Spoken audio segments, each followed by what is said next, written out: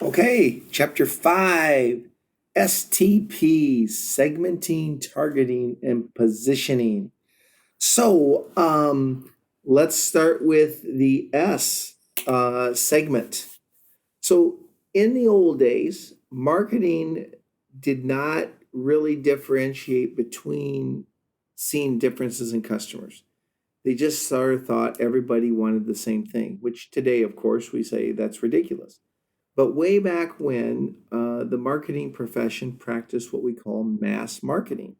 And so basically, they tried to create a nice message, and it was one message for everybody.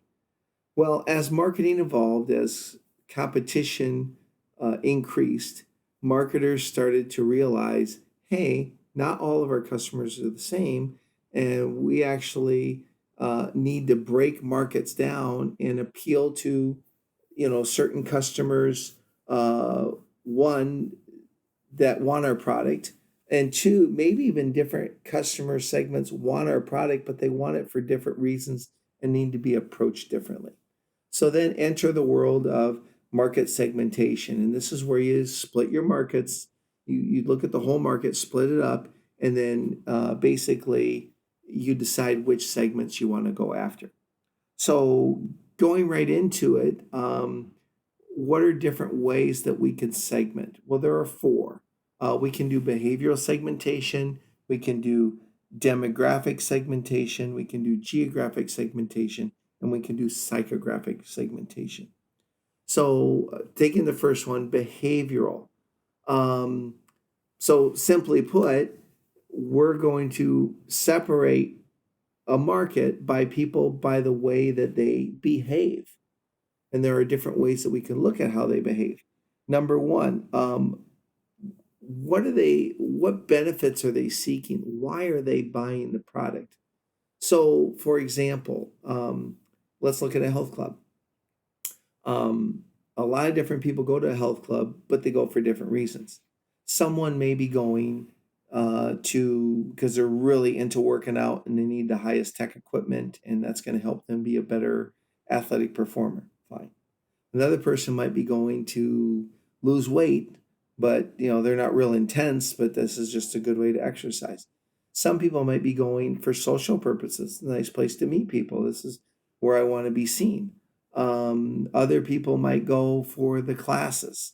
And so, why are they going there? What benefits are they seeking? And that's how we could appeal to different groups of people. Um, we can still under the benefit sought area. How often do people use our product? So forget the gym for a second, but just you know, if we are, let's say, I hate to say selling cigarettes, but let's talk about it. Are you selling to people who smoke 3 packs a day, or 1 pack a week, or 1 pack a month? And depending on how frequently they use your product, you might have a different message for them or a different appeal to them. Um, let's see. Also, just the situation that they might be buying your product for. So if we look at um, clothing, are you buying clothing for a gift for somebody else? You buying it for your own purposes? Are you buying it to work out in or to go to parties in?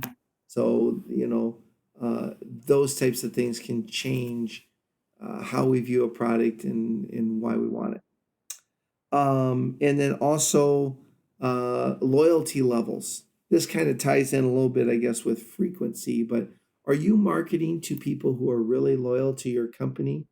Um, so, I don't know the name for them, but if you're kind of a Mac groupie or an Apple groupie, um, you want to market to those people who just live and die by Apple one way versus someone who maybe they're a non-user, they've never heard of you before, or maybe someone that doesn't really think well of Apple. We might have a different approach in how we try to appeal to them. So there's all sorts of different ways we can break that down as well. So in terms of demographics, we talked a little about that back in chapter 3. on consumer behavior, but we might segment people out by age. We might segment people out by income, by gender, by race, by social class. And, again, a lot of times that makes sense to break markets out that way because people of a similar demographic oftentimes purchase similarly. Geography. Okay, that's pretty straightforward. We might segment people in the Southwest United States because they're going to want to buy certain products versus people up in the Northeast versus people in the Midwest, or maybe even segment around the world, or segment people in big cities versus rural towns. They have different needs and probably different messages appeal to those different groups. And then psychographic is appealing to people based on their personalities and their interests. So those are ways that we can break up a market. And then the next step is the T, STP, segment, targeting, positioning. So we just talked about the ways to segment. Now let's talk about target marketing. These are the people that we're going after. Now you can go after every group of all the segments if you want. Generally, that doesn't make sense. There are probably segments of the market that don't want to buy your product, really don't need it, and really can't use it, and you're really wasting your time and theirs by going after them.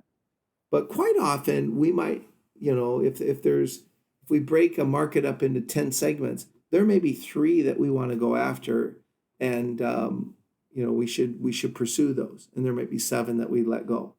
So, how do we decide who to target?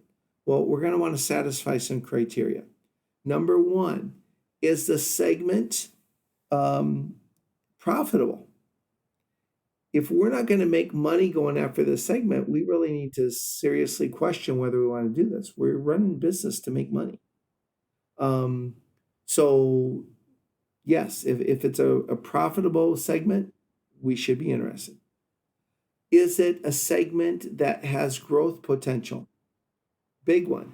And sometimes that causes us to go after a segment that's not profitable right now, but we think it will be profitable in the next 5-10 years. So we're making an investment into our future. We would also look at, can we compete strongly against competitors in that segment? If we don't stand a chance against competition, it might be a segment we want to avoid. Do we have access to that segment? Can we actually physically or somehow reach these people to where they can buy from us? Whether it's a logistics issue or whether it's a government regulation issue. I guess we can't effectively market, alcohol to 10 and 12-year-olds because it's illegal. So that'd be a segment that we'd probably want to leave alone. And then finally, does the segment fit with our organizational mission and goals and objectives? Otherwise, you're just swimming upstream. You don't want to go after people that really don't align with your goals and your mission. If you might be able to sell to them, it's probably short-lived. You generally want to work with the clients that fit into your company. Okay. And so that's kind of it for targeting. And again, if we break a market into 5 segments and we decide we want to go after 2, that's fine. We're probably going to develop a marketing strategy, 2 different ones, one for each segment. That's usually how it goes, which is a nice lead into the next section where we talk about different types of strategies. So the first one, which I was just mentioning, is called a market differentiation strategy.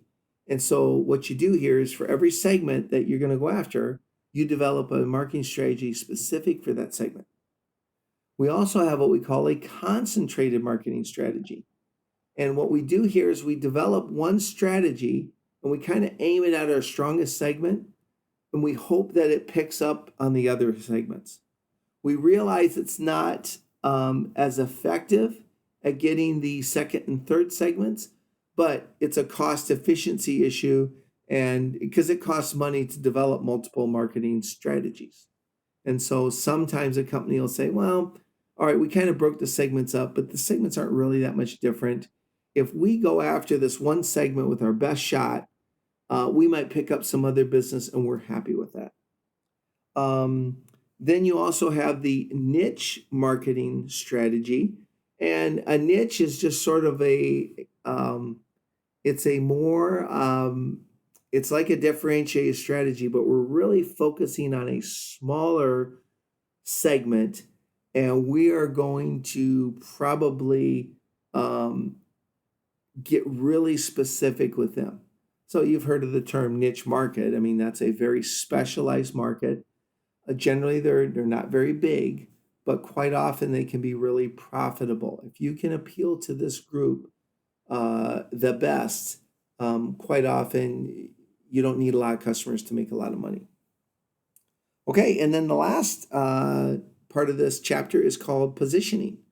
And so we'll talk more about positioning in the next, couple weeks. But positioning is where we put together our strategy, our marketing mix variables. So what product do we produce? How do we price it? How do we promote it? And where do we place it?